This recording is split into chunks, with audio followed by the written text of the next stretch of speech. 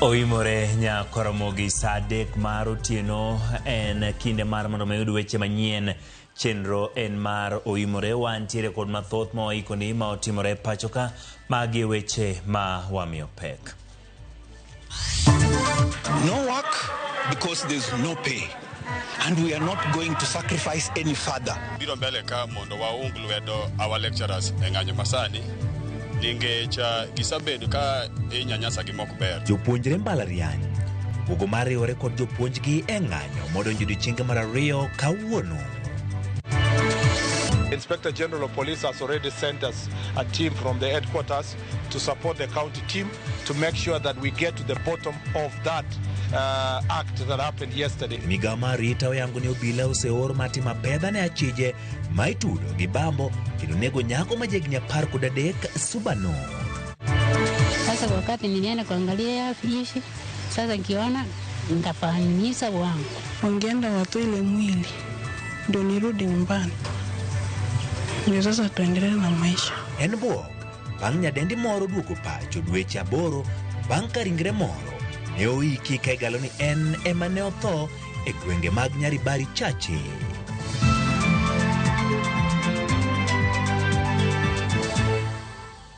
Machiegni Nyakoromogi nyalo tudri kodwa lewa duto mag tudruok gin mago moyaw kamiwa pache weche manyien mobedo kwa keloni gi lakseche gi chenro ni mar Oimore. Nyinga Ochieng Emmanuel, jaloko marwa en Belinda Phillips, bed kodwe chakruok nyaka giyo. Kawachao gi weche mag somo en ni jopuonjre mag mbalariany koro obuono mariwore kod jopuonjgi ng'anyo modonjo odiechienge mar ariyo kawuono.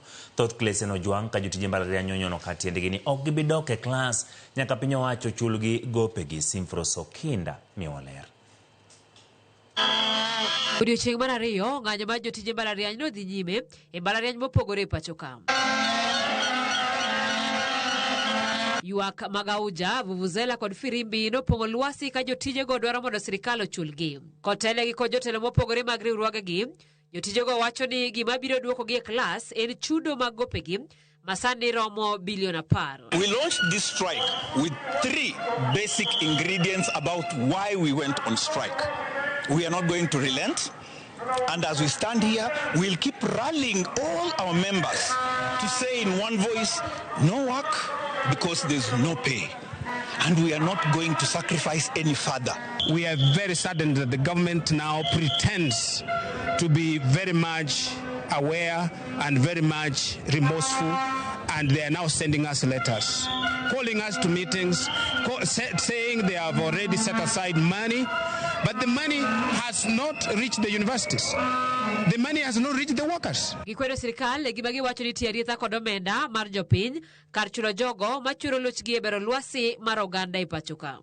As we are not asking to be called to State House to go at the be dished out money, we are asking to be paid what is due to us. Solidarity. I've been seeing what has been happening in this country. We all live here, we see the news.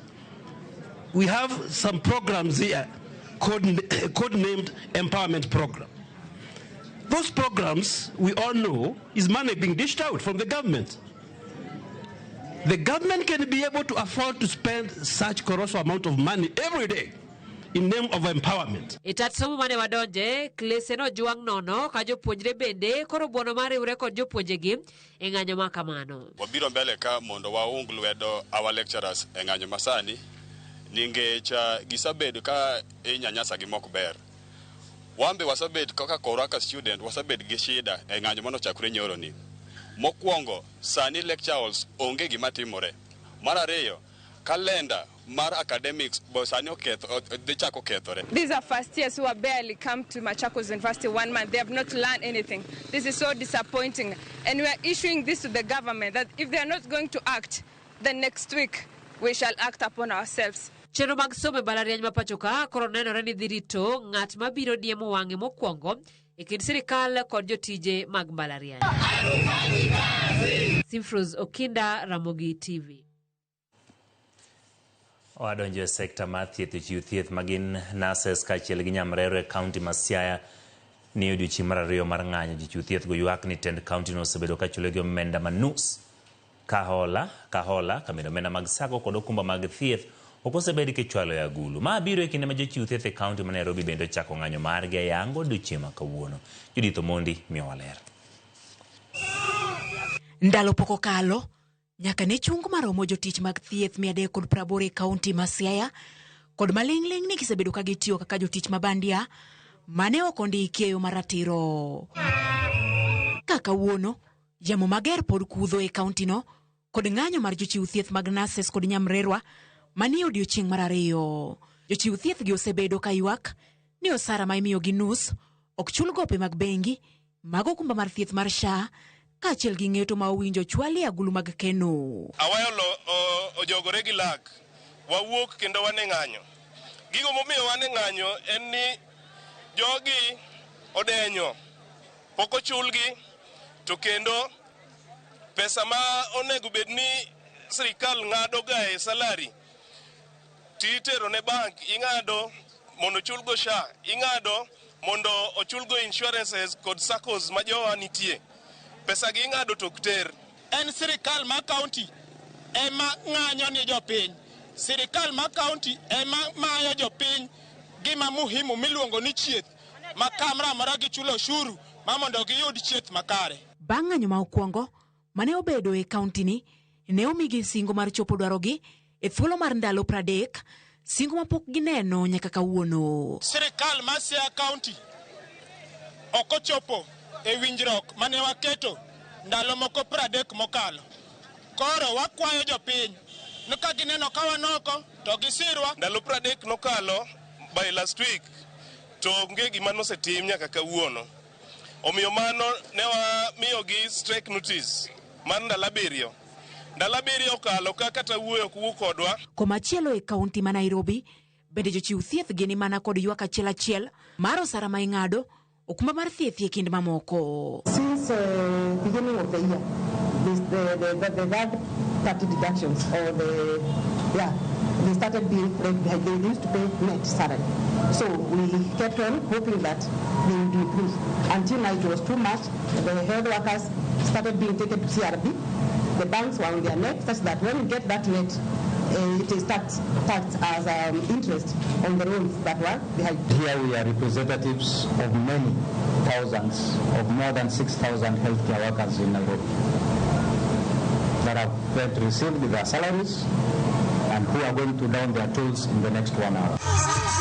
Ma biro e kinde matije mag jochiw thieth mag UHC bende pod ni e mudho bang' migawo mar thieth winjore kod riwruok mar governors ni koro ok bindik geyo ma ongirore nyaka chop omenda yudre higa manyien. Jumbe 2 ma okalo riwruoge jochiw thieth gi ne omiyo piny owacho ndalo 21 to gidhi e ng'anyo pacho kama ngima. Judith Omondi, Ramogi TV. Wadonje weche mag arita. Jatend migawo mar arita ma iye Kipchumba Murkomen ywago medruok mag weche mag lwenje mag kit udi kod chweche alwora ma imbo ma piny Kenya kod Nyanza koyango ni ogai mar obila osero kwach kich e kaunti ma Homa Bay mondo tim nonro wi nek nyaka ma jigni 10 kama nyako ma jigni 13 nyonegi gi ji moko ng'e gwenge mag Suba North. Murkomen olosiro ma jukwala usalama kama ne gilalore weche mag arita ma Kisumu. Millicent Adhiambo miwaler. Kane oloso e limbe mare motis ni jukwaa la usalama e kaunti ma Kisumu kawuono, oyango ni weche mag rocho ratich nyithindo manyiri kod joma mine osemedore pacho ka ahinya to e alwora mar Western kod Nyanza. Gino momiyo gai mar obila oseoro okwach kich e gwenge ma Suba North e Homa Bay mar timo apedho mager e wi nek japuonjre ma jahigni 13 mane oyud ka obambe kendo bang'e owang' acid ma otho. Sexual and gender-based violence is very prevalent. In this county, the national average is 32%. In this county, it's 36%. And in this region also is higher. You are aware that yesterday there was a girl who was filed and brutally murdered. And the Inspector General of Police has already sent us a team from the headquarters to support the county team to make sure that we get to the bottom of that act that happened yesterday. Murkomen bende ne ogodhoge piny e wi tulo mag tong' kaunti ma Kisumu kod Kericho kowacho ni jotend loch nanga e alwora go nyaka koro ti kanyakla e neno ni gifwenyo kendo thiro njore mora mora manyalo limbo e tong' kuonde magiritogo. But also there is a border issues between here and Kericho and Nandi, and that's being handled, and I've told the Ngao people to accelerate the process. There are some administrative units at the border that needs to be aligned so that then the chiefs on both sides can have better conversation to solve these issues amicably. Bende ne ogolo siem mager ne kweth njore molieko ni luongore ni 42 Brothers, China Squad kod Mbogi e kind mamoko mosebedo ka kelo kiondko kod luoro ne jopiny. Oyango ni ndalogi okayo kendo ni jogo masiro gi lwedo ibiro rakruok godo kolure kod chik. All those criminal activities that are being undertaken in groups in the name of gangs, 42 Brothers, China Squad, Mbogi, all those groups. From a national perspective, we are going to have one clear direction how to dismantle these gangs. The people who are financing and the people who are hiring them must be engaged to peacefully exit that business, or the police will take the necessary legal action. Ewi mano, notudo medruok mag maundu gi math kod nyupo mag kwong ma ok opuodhi kaachiel kod tiyo gi yedhe mamero ji koyango ni Kisumu nitie e thuolo mar adek e tiyo kod kwong ma ok opuodhi pachoka kendo namba 5 e tiyo gi yedhe mamoko mamero ji. Kuom mano, osingo mar biro neno ni okaw okang' mowinjore mar timo apedha kendo tieko midhiero makamano.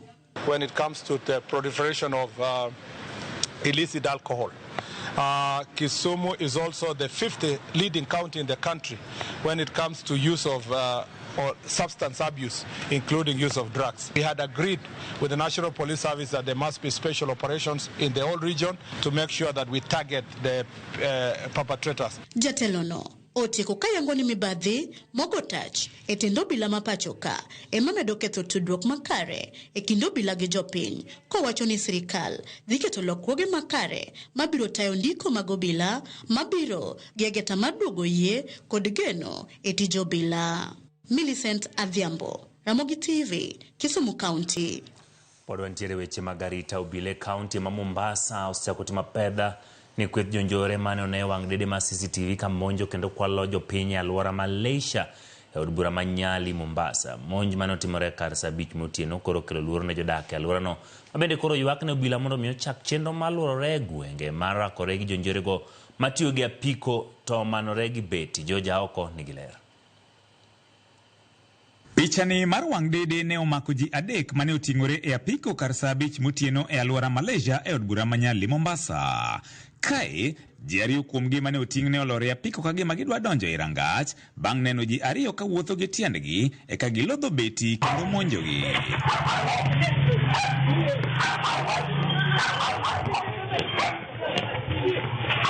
Jagoni ne oyudore kuma diny bang' jonjorego dinone kendo kaw simbe mabende chal ni ne gichune mondo mi oor pesa mane en godo eka bang'e to gimaye simuno e ywaruok mane okaw chiegni dakika mohewa 5. En gino masani oolo koyo ne jodak ma alworano makoni sani giloro ohelni ka piny pod chon nikech luoro mar kweth jonjorego mamanore gi bete. Hatukutoka nje, tulikuwa tumefunga gate, so tukasikia kuna commotion huko, kuangalia kamera kuna jamaa walikuwa wanataka kukata mtu. So tukajaribu kupiga kelele wachaneni na yeye nini mbaya, lakini hawakuacha. Ni kama walikuwa waizi na wale vijana wa mapanga. So walikuwa na guts ya kutosha kwa sababu if they can ask wale vijana toeni pin namba zenu, wanaangalia mpaka salio. So inaonekana hawa ni watu hawaogopi, ambapo wanajua area hakuna usalama. Vijana wanatembea na panga. Vijana wengine hata wanagonga milango. Kama mwezi uliopita waligonga kule milango mbele na wametaka kaba kwa kila mlango wa jirani, kila mlango wa jirani, ili unapotoka tunaenda kusaidia wale wanapiga nduru na wewe people wanapita wewe na panga. Sasa ikifika 6 ushafunga biashara tayari. Na uchumi wenyewe ndo huu, sababu ya insecurity. Vijana wanatembea na bodaboda, wanapora watu. Kata kamano, komanda marubila kadhodh na mchumbi Ali Nuno ne oyango ni gisechako timo nonro mar pedho achejego mane picha omako. We have deployed heavily. We have put some specialized teams on the ground, and therefore operations is ongoing. I want to assure the people of Mombasa that we will not allow these boys to come back. We have neutralized them, and therefore we will remain on top of things. Hili swala limeathiri paka wenye nyumba hapa.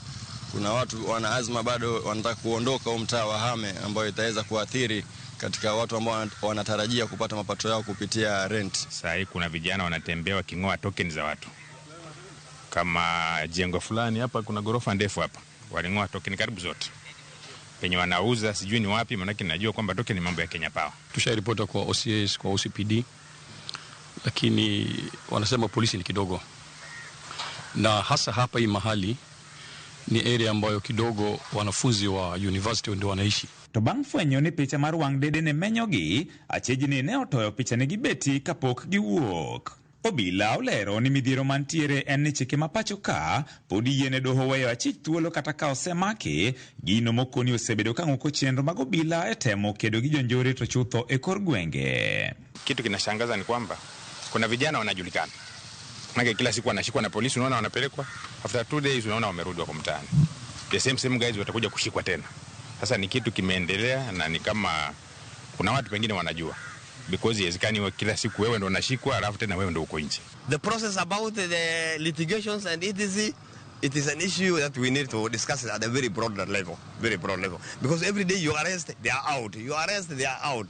This is a challenge because of the weak legislative system so that we have. Inaomba serikali kupitia hiyo CCTV footage watafute hawa wahalifu wapatikane mara moja. Ywak mag jodak ma alworani en ni obila odhi nyime kod wuotho gotieno mar garo jonjorego masani donjo e kor gwenge kuma ging'eni obila ok chopie. George Aoko, Ramogi TV, Mombasa. En wach ma lit ahinya, wan gi geno ni kweth mar arita biro timo duto ma ginyalo mano ni kweth ma kamagi ok odak kod oganda. Ng'at achiel ne owito ngimane ka ji 9 yudo hinyruok e masira mar apaya manyo juko nyamburko ma Probox mating'o jowuoth kod lori ma chakle kar lalo ma Nyame Tembe sub county ma Mabera apaya maduong' ma Hispania kochomo Migori. Jopiny koro golo kwayo ne piny owacho mondo rang gik minyalo tim e duoko piny masiche ma thoro timore e olalono. George Juma Miwaler. Kalore kod lipot mogol kod obila e sub-county ma Kuria West, masirani mar apaya mane otimore kar saa achiel mar midhiambo mane ojuko nyamburko mar Probox mating'o jowuoth kaachiel kod lori mar chakla ne owe ka dereva mar Probox ne owito ngimane. Jatend obila e sub-county ma Kuria West Ruben Bet yango ni jowuoth mamoko 9 mane idhi nyamburkono mar Probox ne yudo hinyruok mopogore opogore kendo gidhi nyime kod thieth e osiptende mopogore opogore. Joneno wa nyamburko mar Probox ne oriko wuok e boma ma Migori ka ochomo Hispania. Kalori mar chakla to ne oriko wuok e boma ma Hispania ka ochombo ma Migori e kinde mane masirani otimore. Kati ya trailer ilikuwa inatoka upande wa Sirari boda ikatelemka kuja hivi ikakutana hapa kwa daraja katikati kabisa, wakagongana na Probox ana kwa ana. Wale majeruhiwa wamepelekwa hospitali. Jodak mama Bera wacho ni karolalo mane masirani otimore osebedo kanyo mogand mathoth osewito ngimagi ka gidwaro mondo koro piny owacho koro konygi e yaro laloni ma Nyame Tembe. Naomba waje waangalie hii daraja ipanuliwe, manake ni ndogo sana, ni nyembamba sana, kali hata kupishana kwenyewe huwa zina mpaka isimame ama ipunguze mwendo. Ikija na mwendo kali wa kasi kabisa lazima ajali itatokea. Kiomba serikali itubanulie hii daraja ikuwe kubwa. Hii daraja ni finyu. Juzi tu tumepoteza watu wa muhimu na wakapoteza maisha, hata miezi 5 ijaisha. Tena leo hii imetokea. Tunaomba serikali itusaidie kwa hili jambo, itubanulie hii daraja ikuwe pana, ni pana sana, itubanulie daraja. Jodak mama Bera bidwaro mondo koro ket matute apayane to wenye machiegni laloni mondo koro kony e gik masiche mag apaya. Pia mimi ni dereva. Mimi kitu ningeomba katika hii daraja, hii sehemu, hii daraja imekuwa kwenye kona. Unapotoka upande wa Hispania, hata kama ukiwa na gari kubwa, hii sehemu inatakikana iwekewe pumps, kwa sababu ile pumps inasaidia saa zingine unatoka juu ukiwa na mwendo wa taratibu. Watusaidie, watuwekee pumps kama hata ni 2, maana hii sehemu iko kwa kona. Mtu akitoka pande hii wanapata kuonana. Kama ne masirani ne otimore, osebedo kanyo moganda wacho ni osekelo lal mangi mathoth mag oganda.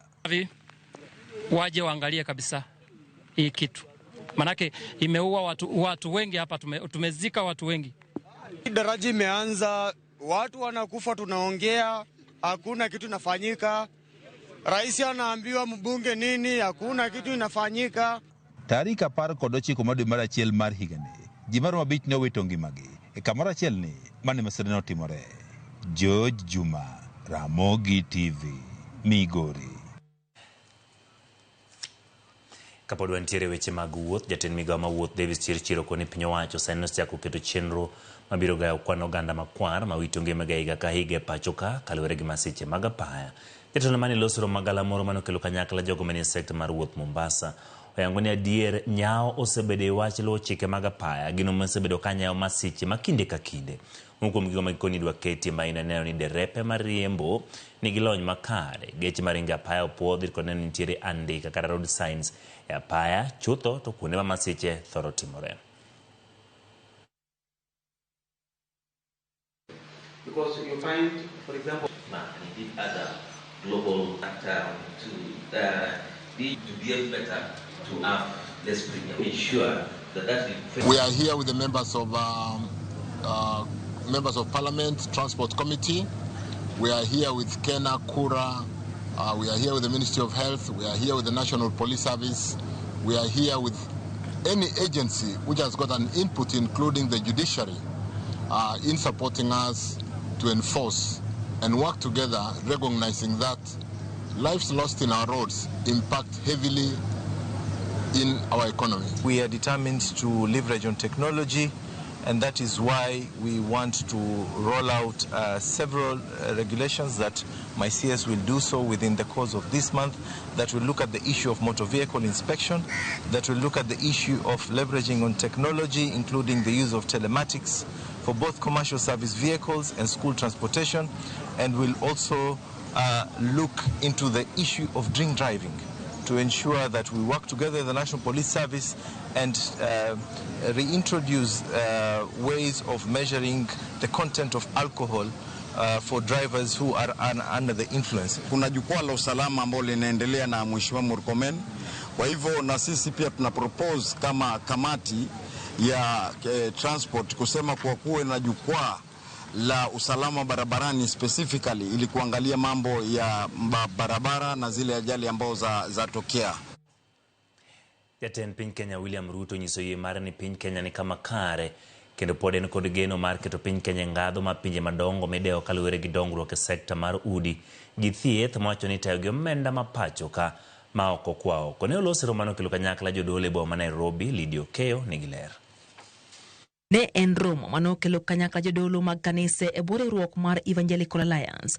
Romo manobagi e boma Nairobi kendo noyore gi jatend piny Kenya William Ruto. Jatend piny oyango ni en owuotho kuom yie kendo en gi yie ni piny Kenya ni kod nyalo mar bedo e ngadho mag pinje ma ideo ka bende oseo jogo ma osebedo ka kiro weche maricho e wi piny Kenya. We have wasted a lot of time making peace with mediocrity, working with the average, when God wants us to be excellent. I walk by faith. Many walk by sight. They say, we have not seen. You are lying. We have not seen. Onyiso mor mare ni chenro mar gedo mar udi mane onge ogonyore tawo gi omenda jo Kenya maromo bilion 600. Bende owacho ni sirikal rieyo kuonde ma pod kelo midhiere sekta ma thieth ka geno mare en ni oganda jo Kenya biro yudo thieth e kinde mabiro e yo mayot. The housing program is funded 100% by resources from Kenya. Do you know how much contracts we have signed in the housing program? Contracts worth 600 billion using our own money. The money that have been mobilized to do universal local money. We've not borrowed from nobody.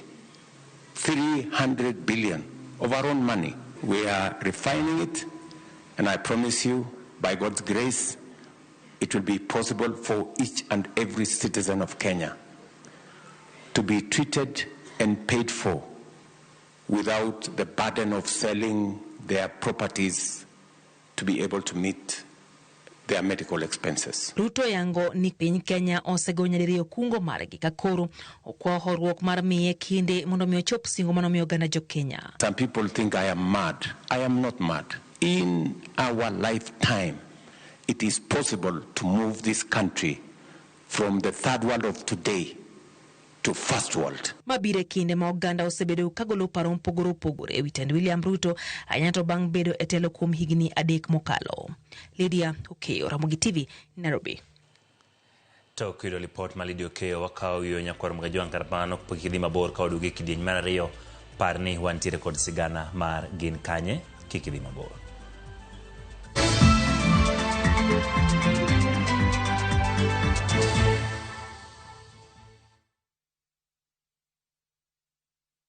Sometimes I need a fragrance to keep me calm, stays fresh in the heat and feels elegant into the night, lasting longer than expensive perfumes. New Downy, lavender calm, sunrise fresh and sweet elegance, freshness that inspires confidence.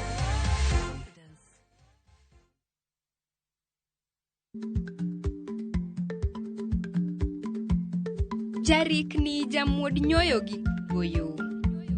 Matiende ni dhi matek maok inono maber samoro nyalo miyo ng'ato midhiero.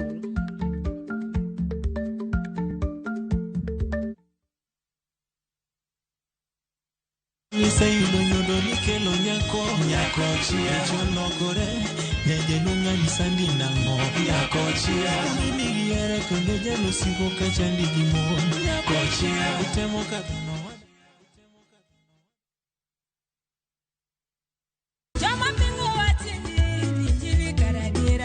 Kar chakruok, wach ne nitie.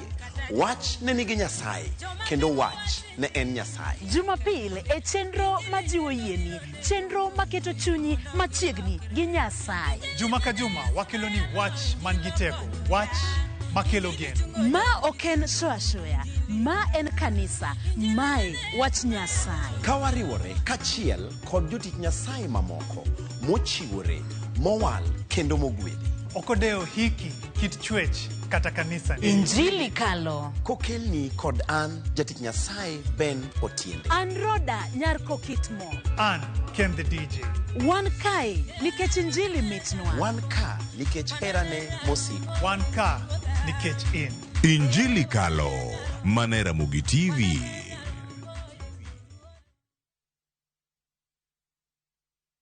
Introducing Wigo, your trusted ride. The ride with the most reliable, verified, efficient and transparent drivers. With fabulous cashback incentives for passengers, each trip on Wigo feels like an upgrade. Download Wigo from Play Store or App Store or SMS Wigo to 20425 and ride with confidence. Wigo, let's go.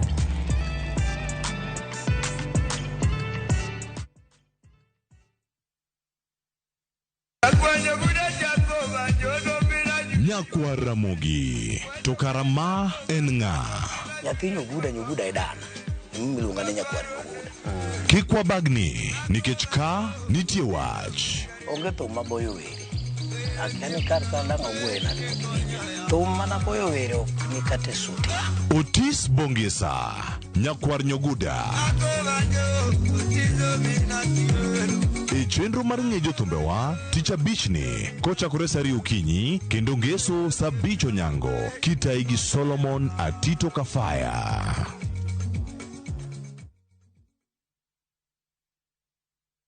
New Downy refill pouches, lasting longer than expensive perfumes. Cut, store, and no need to add water. Serve with a Downy refill.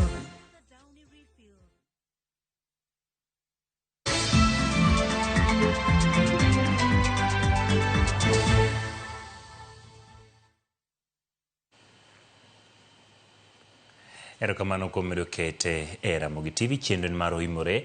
Pod ne ywaro e kind jatend migawo mar omenda John Mbadi kod jood bura ewi okang' ma piny owacho rido ni chenro mang'iyo ma sirkal procurement tiyo mana gi lony ma nyasani. Jood bura wacho ni chenro no ok nyal tiyo e kinde ni ma Mbadi ramo ni mano e chenro ma nyaka tigo e geng'o mibadhi. Sustainability questions. We cannot increase taxation anymore. And therefore, we have to look for ways of how to prudently use the resources that we have. One of the areas that has been identified as the source of leakage of public resources is the procurement. It doesn't matter what the government thinks. It's what the law says. That's all that matters. And the law provides for both electronic and manual. Doma malo chungu chendo matimo lokruok ne katiba mondo keta gulu mar NG-CDF ngaf kod mano mar senators e katibano. Donga doni kik chwal paro machiegni ne jatend piny ni kete ko Kenya ka chop tiek winjo ng'ur mano chwal gi riwruok ma Katiba Institute makwedo chenrono. Efinya Kidi nyoler. En paro mar chik mageto neno ni orwakie katiba aguche mag omenda magin NG-CDF ma jood bura tayo ka okale komiti moyiedhi. Ngaf ma women rep dhiro godo chenro mag dongruok e gwenge kod mag gulu ma senators dwaro ni okonygi e tayo chenro mag menyo kaka counties itayo. Mak mana ni chenro mag od bura madhiro lokruok makamago ka okale loko katiba pod medo yudo hinga ahinya to kaluwore gi okang' mar doho yie kod kwayo mar riwruok Katiba Institute makwedo chenrono. E bura mane ochwal gi Katiba Institute nitie weche ariyo madito. Mokwongo en ni agucho omenda adek goeko mag NG-CDF ngaf kod mar senators dhi ataro mar chik kendo rocho dwaro mar katiba kendo chenro mar chwalo paro mar chik no endo kendo kaka ne okaw pach jopiny en yo mar riwruogno neno ni okoluwo chik kendo ne oketho mane omenda e aguch jopiny. Mar ariyo en ni paro mar chik no endo ni kod weche manigi oteku manyaka to losi mana ka okale ombulu mar paro madhongere dendo ni referendum. E ng'eto mare tinende doho yango ni ywak ma opedhie burano ni kod pek kendo gin weche mamulo chuny katiba manyaka non malongo mondo doho ochiw duoko mare. Jong'ad bura mag doho no koro chwalo burano e nyimo gai ma doho Martha Koome mondo chuoga put mar jong'ad bura madhi winjo matut kendo ng'ado burano. Gie thuolo ni doho ng'ado ni paro mar chik no endo kik chwal ne jatend piny Kenya William Ruto ni okete koke kendo puodhe kaka chik. To kapo ni ochwale kendo ma jatend piny opuodhe to koyiene chik no endo chako tich nyaka burano rum. Katiba Institute oseyo od bura kuom rem tayo chenro mar ombulu mar paro.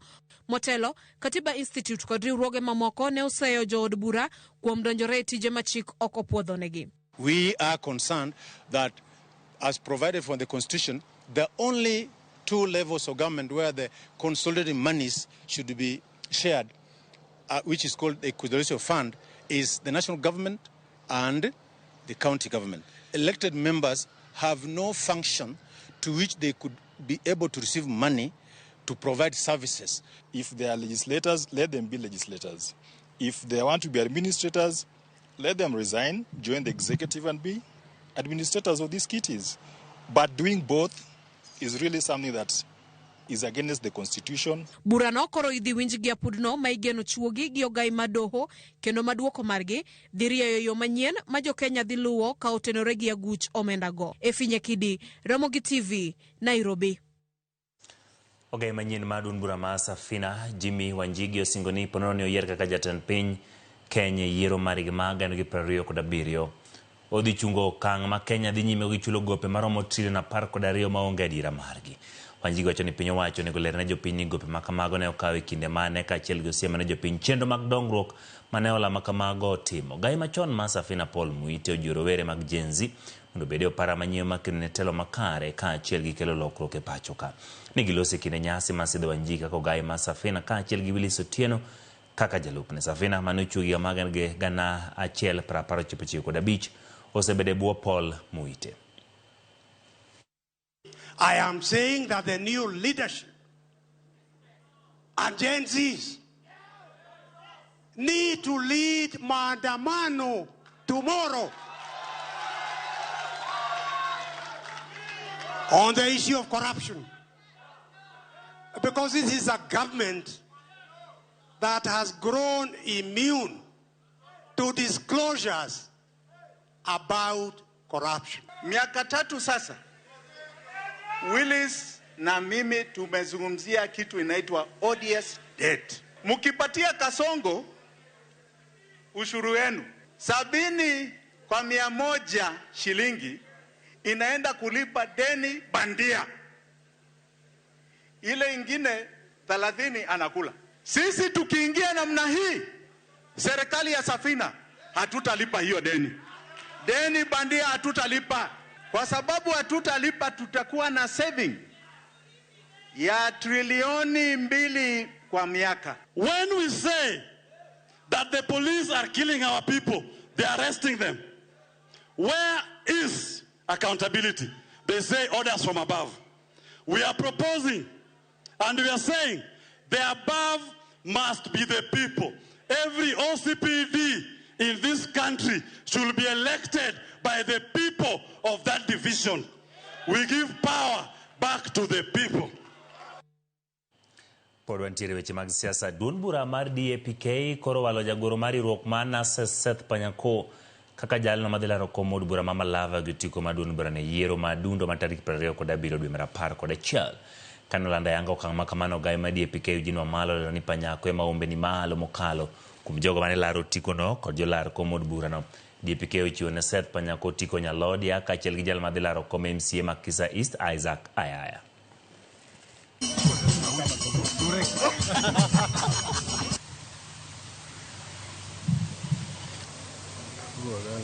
All right. Today we are very, very pleased to have received the report from the polling firm that we had contracted in our last management meeting. That report clearly shows that out of about 15 aspirants for the Malava parliamentary seat, there is one candidate who stands head and shoulders above all, and his name is Seth Ambusini Sindani Panyako. That report has today shown us very, very clearly that Panyako is not only leading in the Malava by-election that we are preparing for, he is leading in all the 7 wards of Malava constituency. I want to assure the party and the people of Malava that I'm equal to the task. And I want to assure the party that people of Malava have decided to vote for DAP Kenya and to vote for me as the next member of parliament.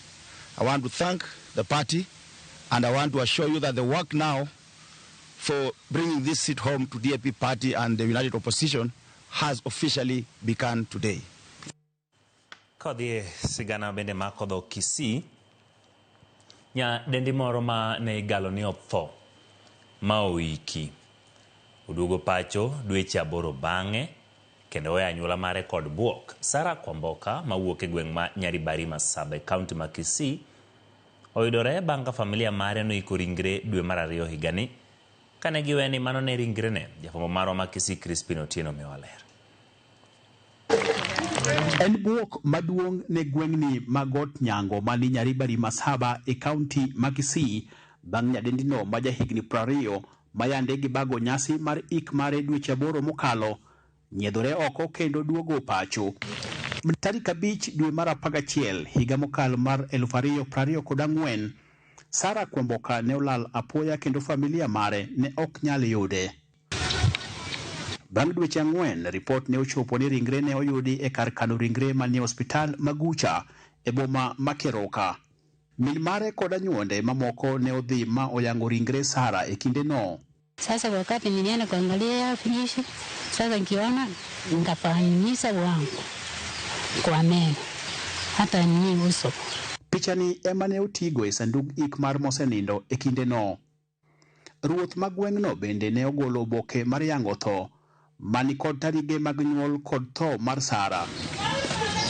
Dweche 8 bang'e, jal mane iweni otho ogoyo simu kendo ludo i anyuonde.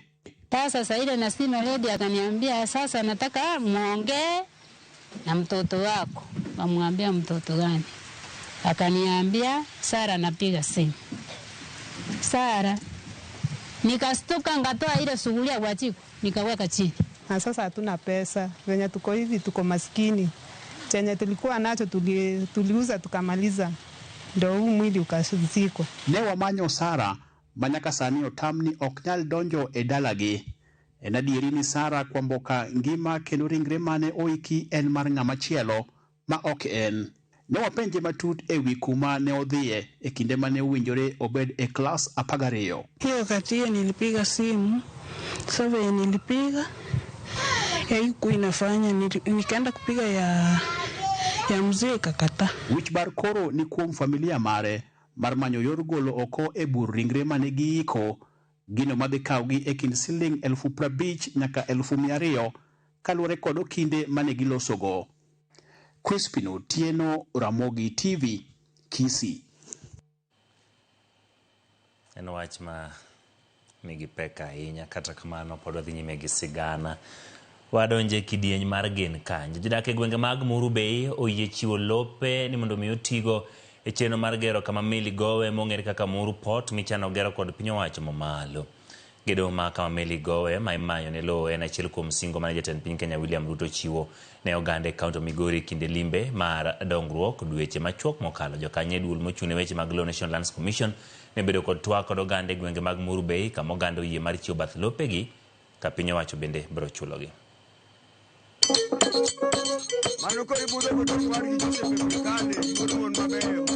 E kar dak ma Makongeni Nairobi.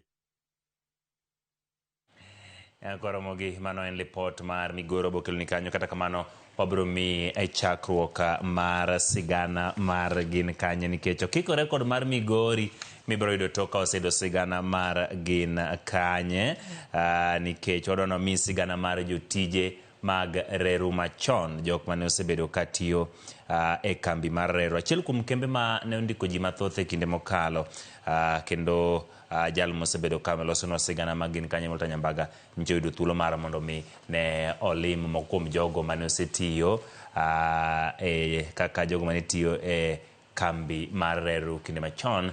Omiyo sigana no mabeno ikno kod Walter Nyambaga en mano bedo kachal kama mana bang' dakika manok kende. Kendo kaluwore kod mano en ni jotije mag reru machon gin jogo mane tiyo matek e pacho kaendi, kendo gin achiel kuom jogo mane mako achiel kuom kembe mane kelo ne ji moto kod ber mathoth kane gichwalo ji kowuok e gwenge mopogore opogore e pacho kaendi, mano kane gitiyo e kambi mar reru. To sigana mar gi chal nadi? Walter Nyambaga no joko moko kuom jogo mane tiyo e kambi mar reru kendo loso no sigana machal kama.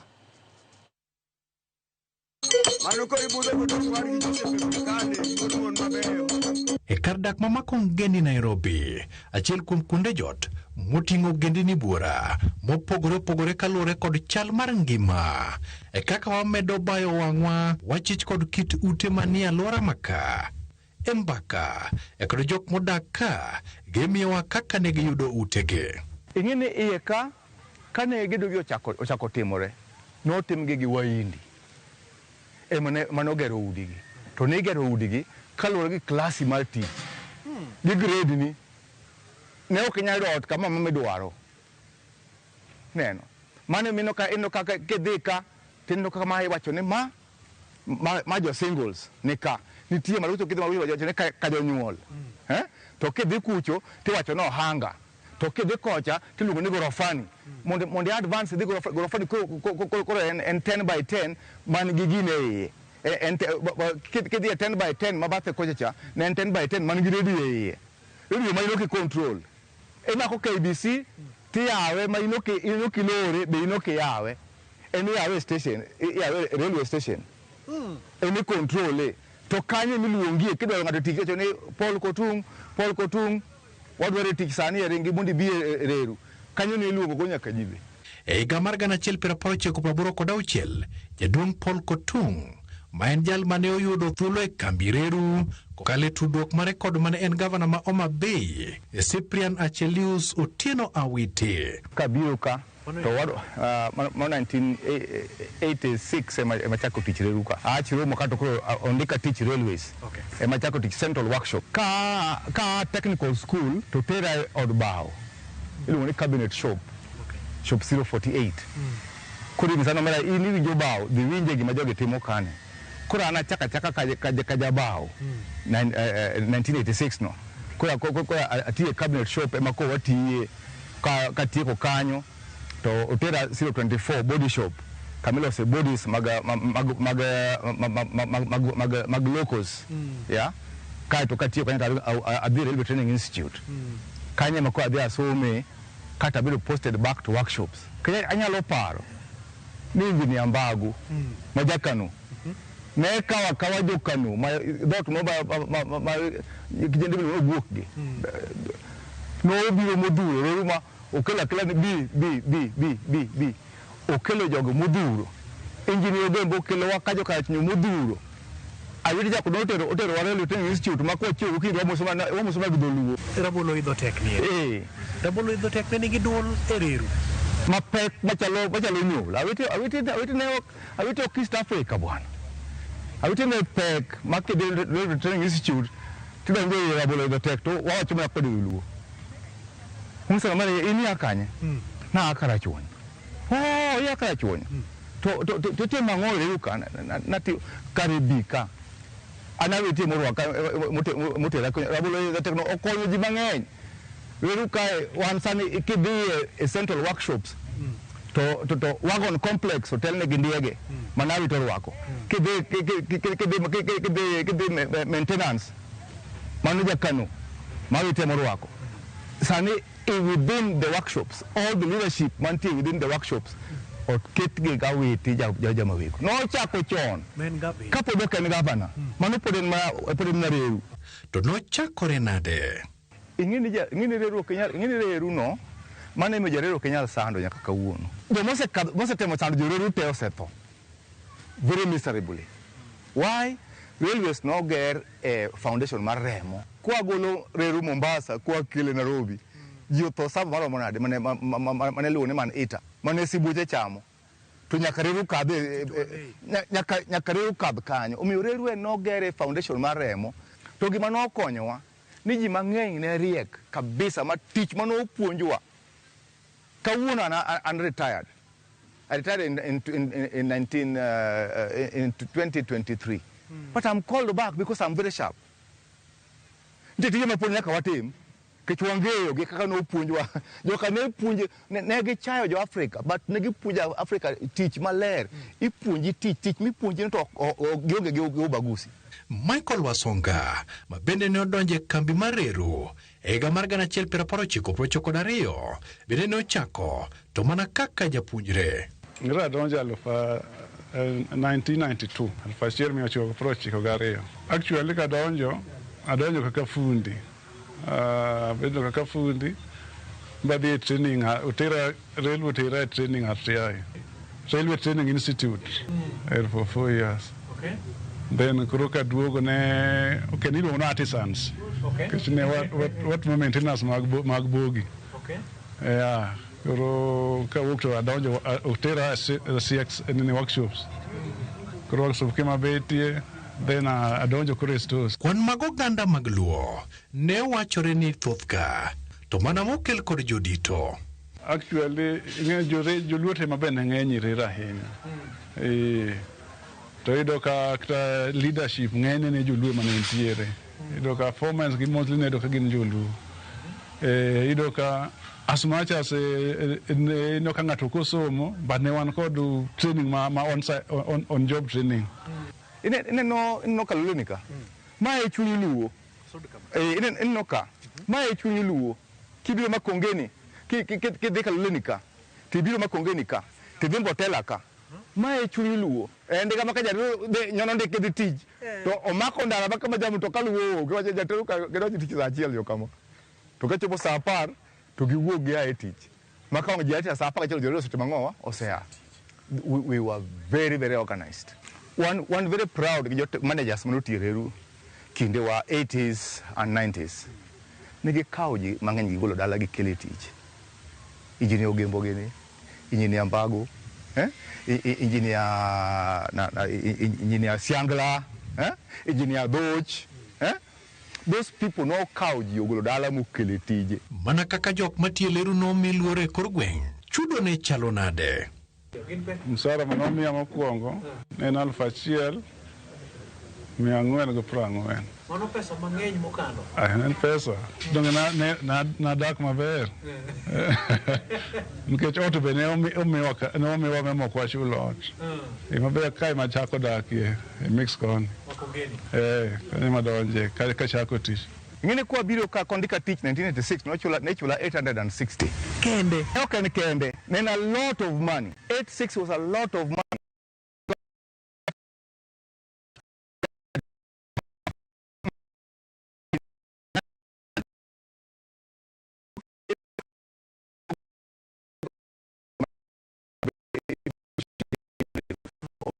Lucrative employment.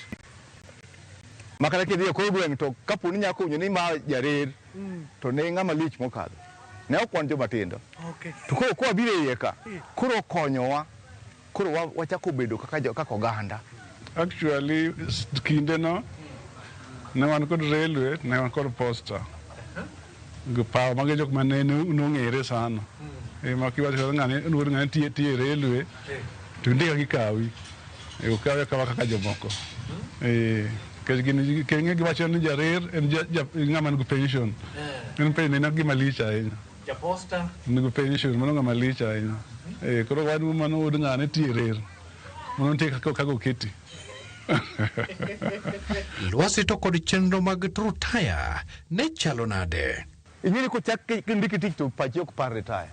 Kore mane jok marie koro gino chako mako pachin to makoro ngane to koro ngane odhi retire. Iwinjo ngane odhi retire to onge ot. Iwinjo ngane onge koro ne ji chako yanyorego. Iyanyigo. Mara wewe kama ji nitie ni onge ot. To koro moini ema koro no chako yenyo matin. Kichopo ya time moro mane accident semore kabisa. To do ketonwa inquiry railways. Inquiry ni no bedo led gi Professor Musuva. Professor Musuva ni emanongi soreru emanokoro ngiso moi ereru malobu kukureru ketne investigating agent my commission marosi. Emanongi soreru ni wan gi pesa cho malo KBC ma industrial area.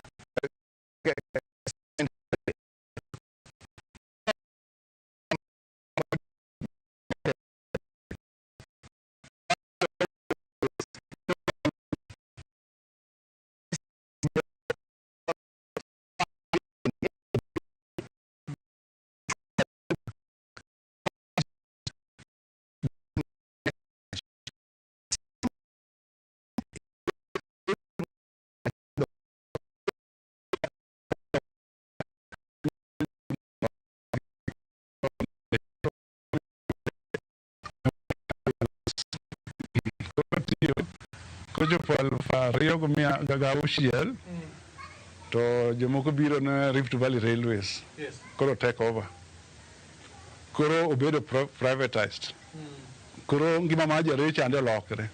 Tich makare mareru ne en tij familia kata nyola to ma ne timore nade. Engineer Mbago kane koro obedo Central Workshops manager. Kiti medwar de retire to penji no mara ine gi wudi moro. Padanga kaw ni mundo donje tich. Ne kaw ke retire te kaw nyathini donje tich. Mane mino ka nyathi joreru thoth gi ti ango ereru. Mane attachment mumio kawuono kiwacho ni ne dwa daji makono moko wacho ni idara itera kanye kane kwal gi otiuka okaw rwako kwal gi ereru kwal gi rwako wuon gi ereru ebo chako rwako ereru onyolo nyithindo ereru ko en ko ok oyudo opportunity rwako nyithindo ango ereru. Nyakwara Mogi erokamano kuom bedo kod chakruok nyaka giko. Jata chenro mari kuom thuolo duto ne en Walter Nyambaga wuod Kowero. Thon ka ji dhi kendo ka ji duogo. Oriti masani. Mano ko ibudho go to war gi Joseph Kane wuon mabeyo.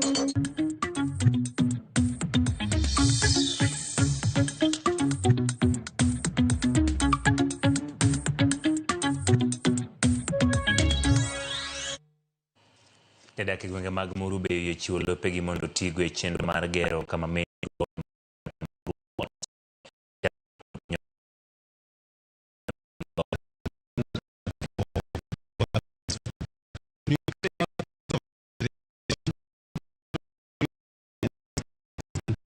issues around the acquisition. The Wananchi have no problem with the whole process, and I think it looks like they're enthusiastic to have the project. Wane joma chigni nigi paya no.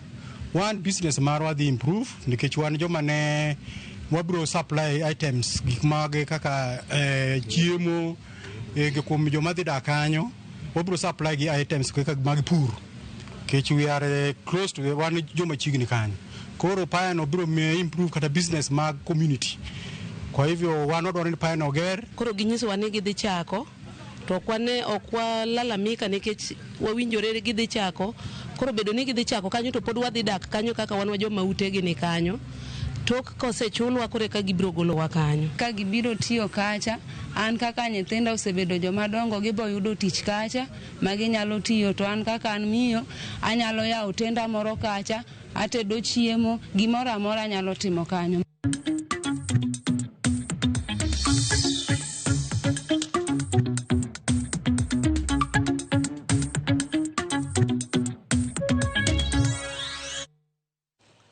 Koromogi wakao yueyo ka waduogo wantiere kod weche mag tuke omiyo kik idhi mabor.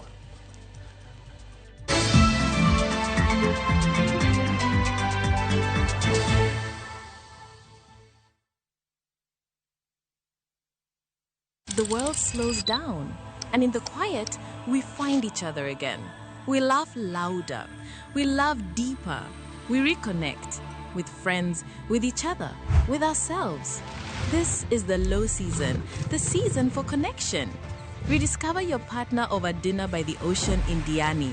Sing and laugh with friends on a self-drive safari to the Mara. Unwind as a